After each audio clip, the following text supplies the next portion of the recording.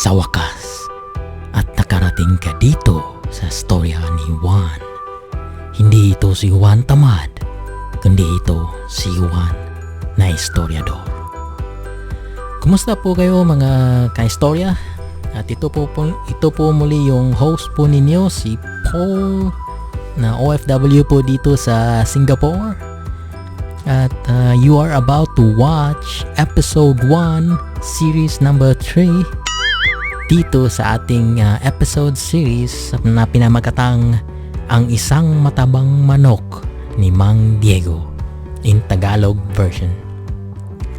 Previously dito sa storya ni Juan, itong si Boy Eduardo ongoing na patungong eskwela at dadaan ito sa isang nakakapanindig balahibong ika-4 na ilog sa kanyang journey sa araw na ito, sa kadahilanang itong si Boy Eduardo ay nakatakdang isalang sa matinding pagsubok.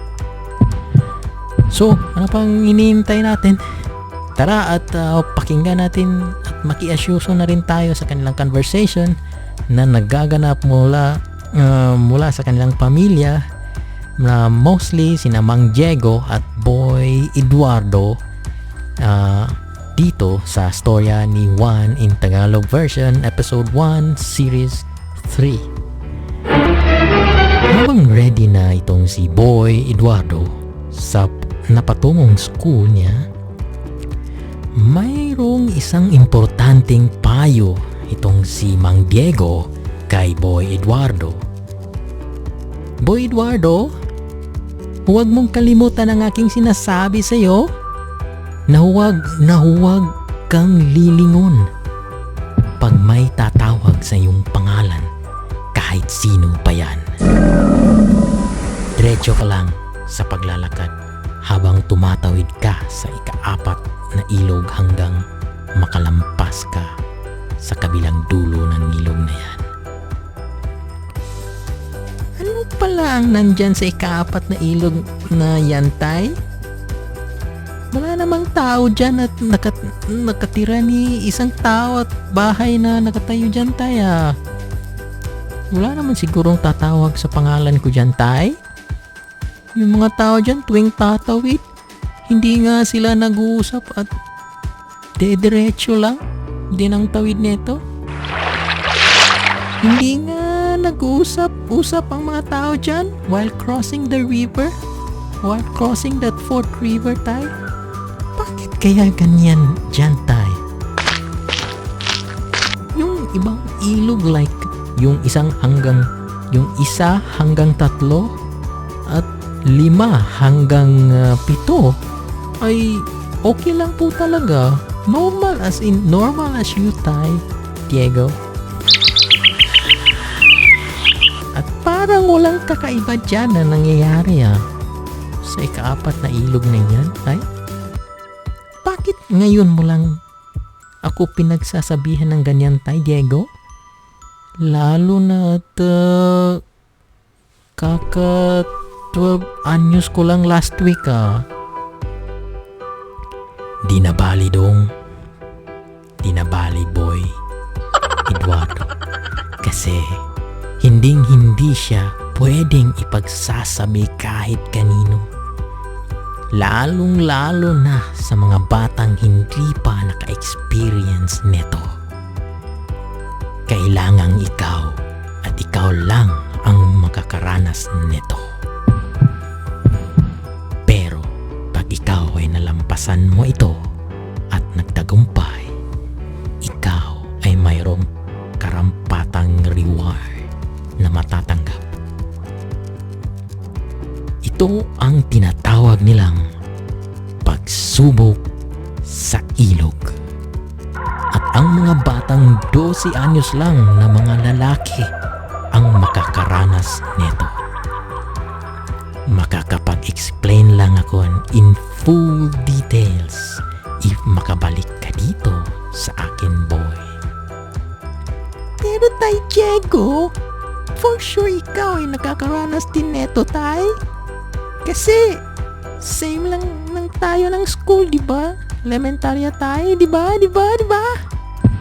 Yes, Boy Eduardo. Same tayo ng school. At pareho din tayo ng tinatahak na daanan sa 7 ilog na yan.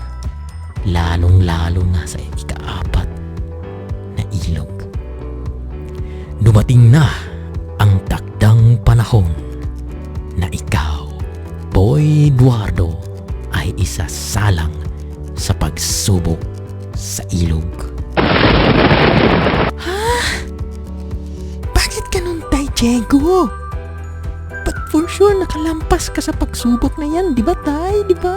Di ba? Di ba, Tay? Don't panic, Boy Eduardo. Yes, boy. Siyempre.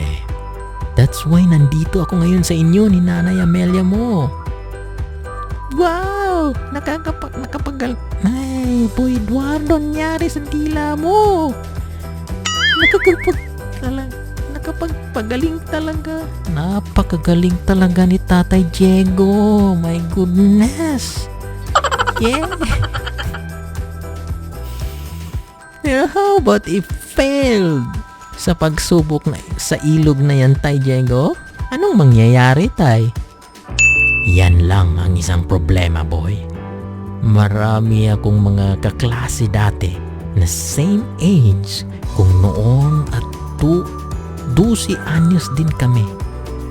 Yung mga malapit kong mga kaibigan, sablay sila, Boy Eduardo. Lumingon kasi si best friend Onyok habang tumatawid kami pareho sa ilog na yan. Paano na yan, Tay Diego? Anyari sa best friend mong si Onyok? So sad, Boy Eduardo. Hindi ko pa masasabi sa iyo lahat-lahat ngayon kasi mahigpit na ipinagbabawal ng mga ninuno natin na pinapasa sa henerasyon hanggang sa henerasyon na hindi pwede ipagsabi sa ibang bata na hindi pa nasubukan sa ika-4 nilang ilog. Tuwing ito ay sasapit na sa ika-12 anyos nila. Hopefully, makakabalik ka pa, Boy Eduardo. At masasabi ko sa iyo lahat-lahat dito. Paputay, Diego? Ha? Kinakabahan na ako bigla, Tay. Parang nawala yung dalawang eggy-weggy ko sa bigla. Nakakatakot naman pala yun, Tay Diego.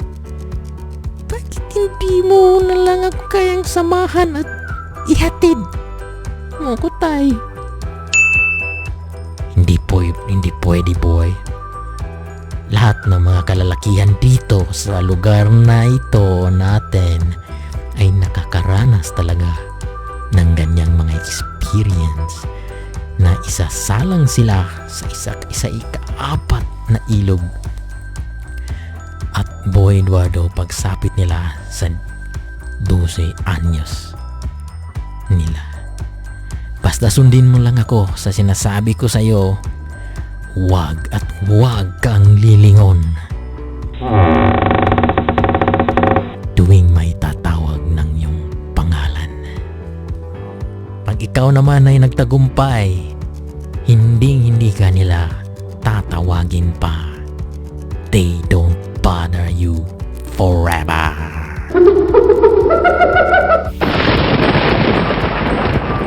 Ito ang sinasabi ng ating mga ninuno, boy, na pagsubok sa simpleng mga utos ng iyong ama na hindi ka lilingon kahit sino pa yan hanggang sa ikaw ay magtagumpay sa ilog na iyan.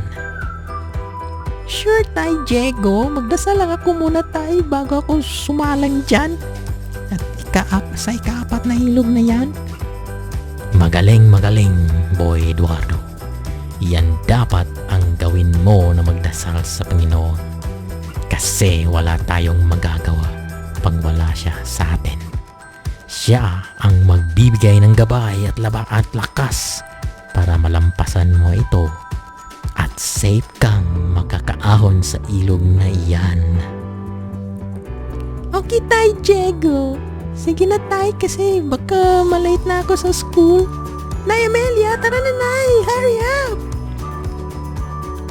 Alis na kami, Pang Diego. Tapos, balik lang ako saglit. Tapos bibili lang ako ng tinapay dyan kina Ate Merita kasi masarap yung tinapay nila dyan. At tsaka,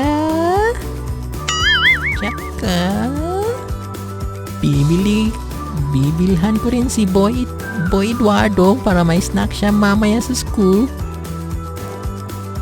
Okay, Darmelia, ingat kayo palagi ha ni Boy Eduardo. Psst!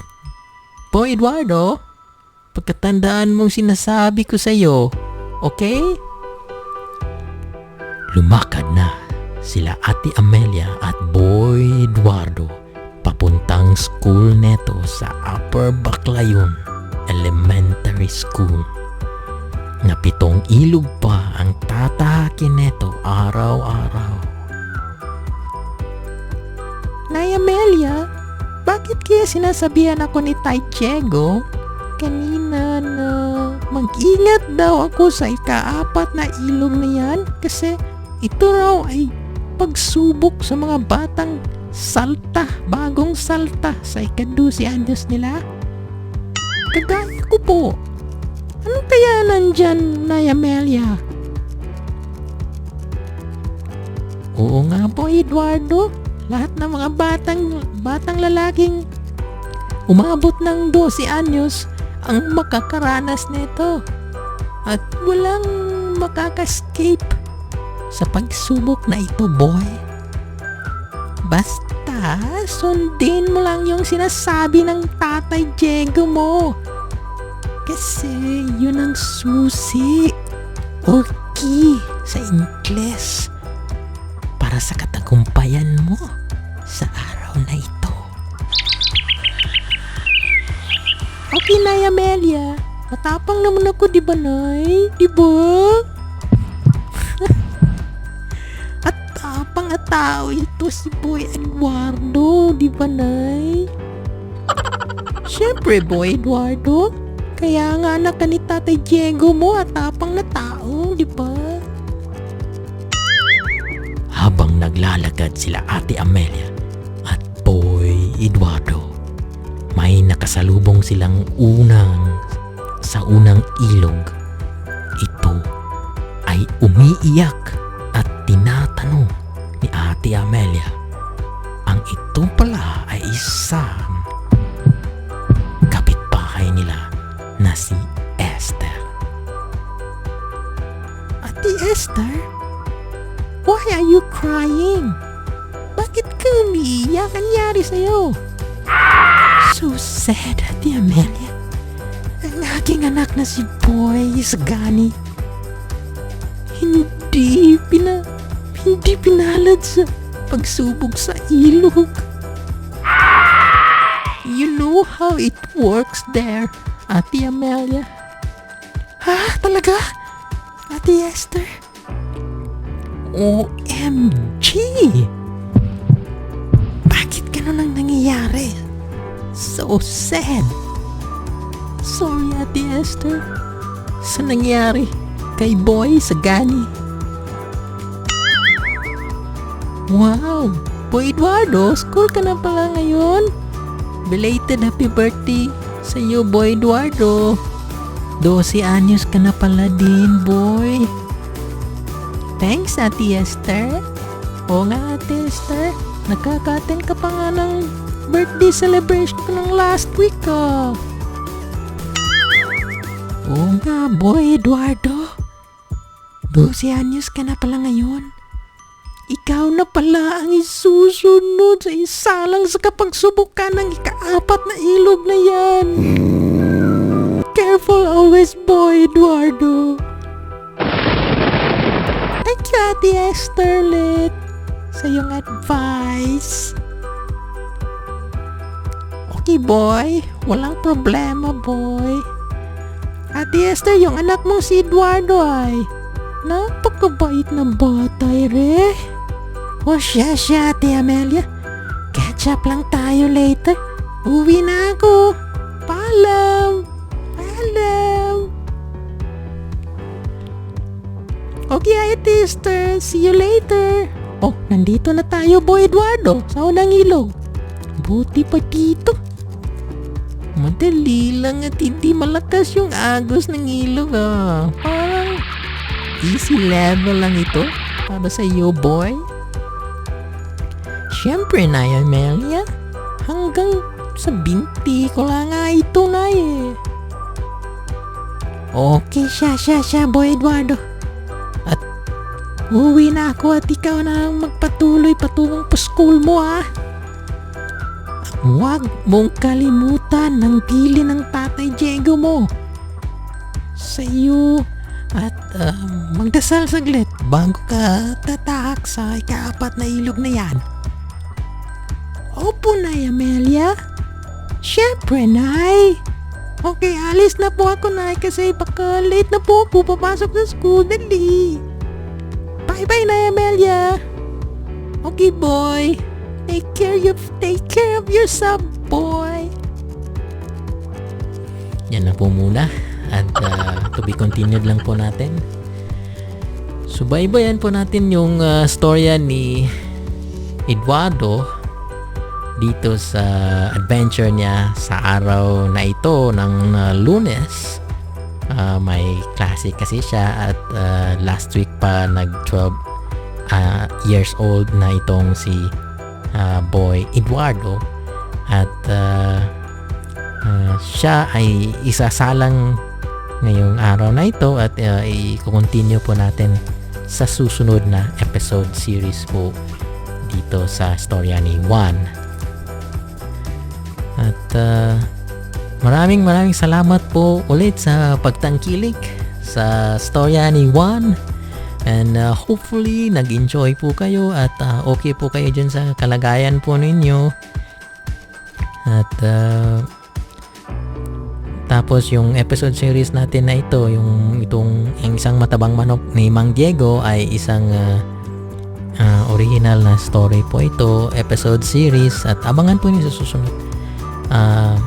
Hello po sa inyo lahat dyan, yung mga nakakaintindi ng yung mga kababayan natin. Hello at yung mga nanonood sa atin at safe po kayo palagi. Palagi po kayong mag-iingat at keep tuning in sa ating episode series dito sa storya ni Juan, sa mga adventure, suspense at good moral values sa ating na makukuha natin dito sa storya ni Juan. See you in the next episode series dito sa storya ni Juan. God bless us all and thank you. Paalam!